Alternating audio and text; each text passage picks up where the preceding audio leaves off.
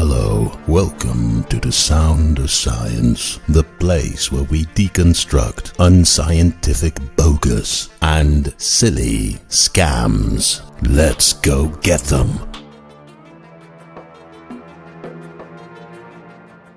Hello, you wonderful fellow Stardust. Today I want to discuss another short video of a Christian apologist, and it's the same old nonsensical pattern. As always, this guy manages to produce so much nonsense during just a few seconds of reasoning that I have to respond with a 10-minute video to correct all his mistakes. The problem is that this is nothing special. This is just basically the case with almost every Christian apologist I know of. They are extremely bad at reasoning, and much of what they say simply doesn't mean anything. So today we've got Eric Mangeras. I hope I pronounce his name properly. My apologies if I don't pronounce his name correctly. Eric is a pastor in Phoenix, Arizona, and on his YouTube channel he says he wants to introduce non-Christians to the faith. Well, I've seen some of his videos, and I don't think that is going to work, especially not with atheists. But let's give Eric the opportunity to show what he's got.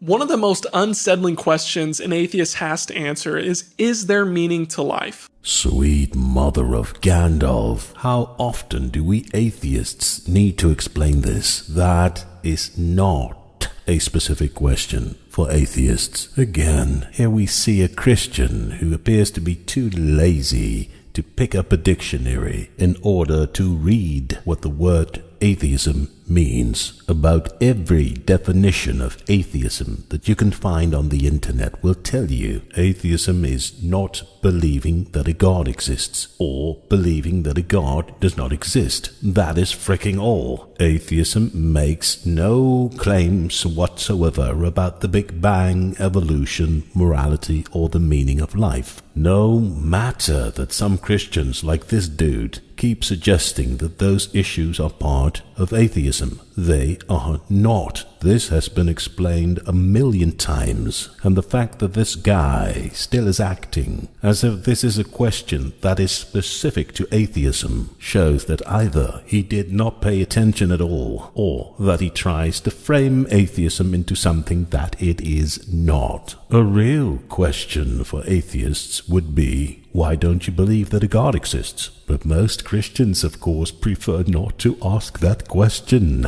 because the answer is very simple and very clear. I do not believe that a God exists because no sufficient evidence has been presented to me to justify the belief in a God. It's the same reason why I don't believe that vampires or dragons exist. Now, please continue and try to make a bit more sense now.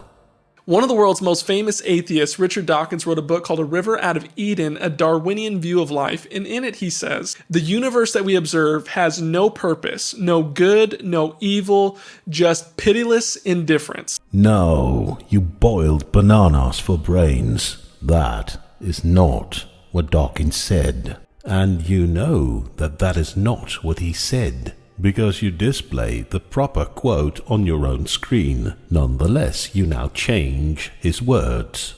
Just to make sure, let's recap what Dawkins actually said. The universe we observe has precisely the properties we should expect if there is, at bottom, no design, no purpose, no evil and no good, nothing but blind, pitiless indifference. But when you quoted Dawkins, you left out some important words. Why take this intellectual shortcut?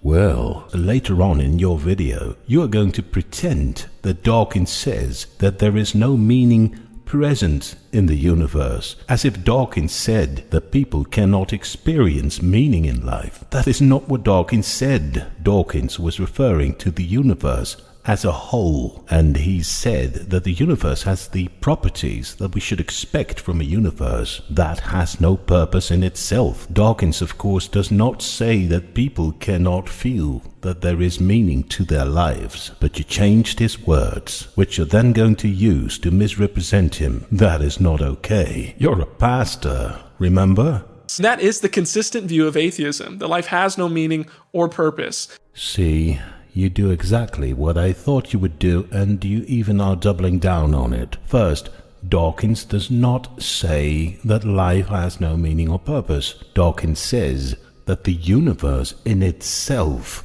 has no meaning or purpose. That is entirely different from the meaning and the purpose that people find in their lives on an individual level. Mixing these two things up is either painfully stupid or very dishonest. And you make it even worse by now claiming that this is the consistent view of atheism. No, you salted caramel gravy for brains. This is just you misquoting Dawkins, who happens to be an atheist. Dawkins is just speaking on his own behalf. He's not speaking on behalf of me or anyone else. His words are not the general standard for atheism. Might come as a surprise to a Christian apologist, but atheism doesn't have a doctrine. It doesn't have prohibitions, commandments, or punishment, or a ruling clergy that tells you what to do and what not to do. We atheists can just speak freely for ourselves without some divine dictator or one of his minions stepping in to silence us. And there's really only one thing that connects all atheists, and that is that they don't believe that a God exists. And anything else that you try to connect to that, anything else that you try to add to that, anything else that you try to label as atheism is dishonest gibberish. So, the whole topic of meaning to the universe or meaning in life has got nothing to do with atheism. I already explained this, and if you'd pay attention, you would have known that the internet has explained this a million times. Why do people like you keep pretending that the meaning of life is a topic that is specific to atheism? That's nonsense. Oh boy, we're just 2 sentences into your video, and your reasoning already fails dramatically. Please tell me this won't get any worse. But we don't live that way. We live as if things matter in this world. We live as if life actually has meaning. Congratulations. So now you're just building upon your misrepresentation of what Dawkins says and your misrepresentation about atheism, and that is how you will continue. You Christian apologists, as far as I've seen, all of you seem to lack the capacity to understand one very simple concept, and that concept is that if viewpoint A does not make claims about B, it doesn't mean that someone who holds viewpoint A does not have B. One could get B from another source than A. Christian apologists always say that atheists have no meaning in life. The stupidity is beyond comprehension. Of course, atheists have meaning in life. They just don't necessarily derive it from atheism. They are free to choose from what ideas, input, or philosophies they get their sense of meaning. They're not like Christians who apparently are forced to obtain their meaning from a prescripted doctrine. That's actually very pitiful. It's like baseball players and tennis players. Baseball and tennis do not make claims about the meaning of life. But guess what?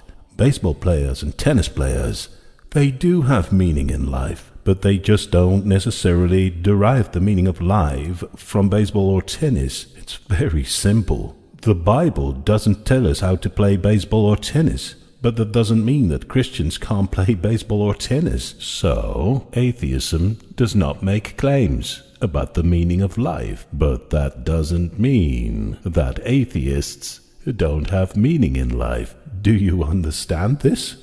Everybody on this earth exists for a purpose, and we're created by God and for a relationship with God. No. You started with misrepresenting atheism, which is a usual tactic of Christian apologists. And now that you've misrepresented atheism, you go for making unproven claims without presenting any evidence to support them. That's another very common tactic among Christian apologists. How would you know that we are created?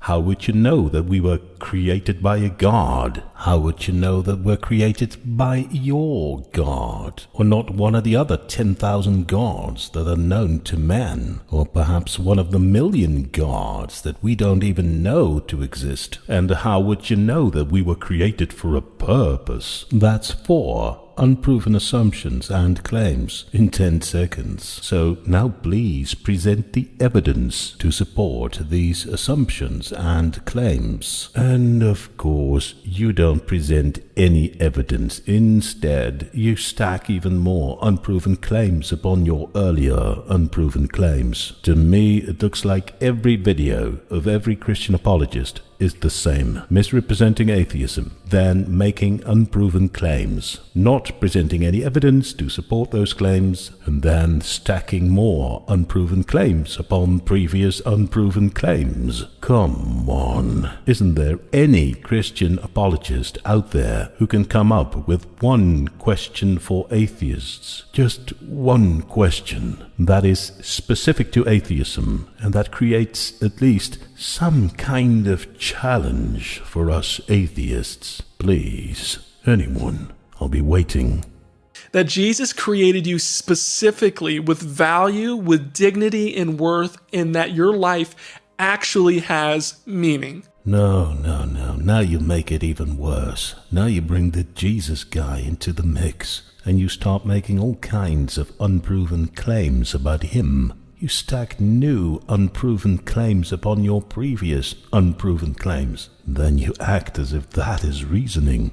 It's not. How is it possible that Christian apologists are so bad at reasoning? Reasoning basically is a chain of logic. You start with a premise describing a phenomenon, and based upon that premise, you follow the step-by-step process in which you try to either explain the causes of that phenomenon, or you try to identify a chain of possible effects of that phenomenon. Those causes and effects are your conclusions. That's basically what reasoning is. It's a chain of logic, starting with a premise leading to conclusions. But you got to start with something we know to be true. You need to start with something that has been observed or measured in a way that warrants the belief that it actually happened. You really need to start with something we know to be true, and that basically is undisputed. Otherwise, it's pointless. Your premise must be true, and the causes and the effects that you phrased during your reasoning, those are the claims that might be up for debate and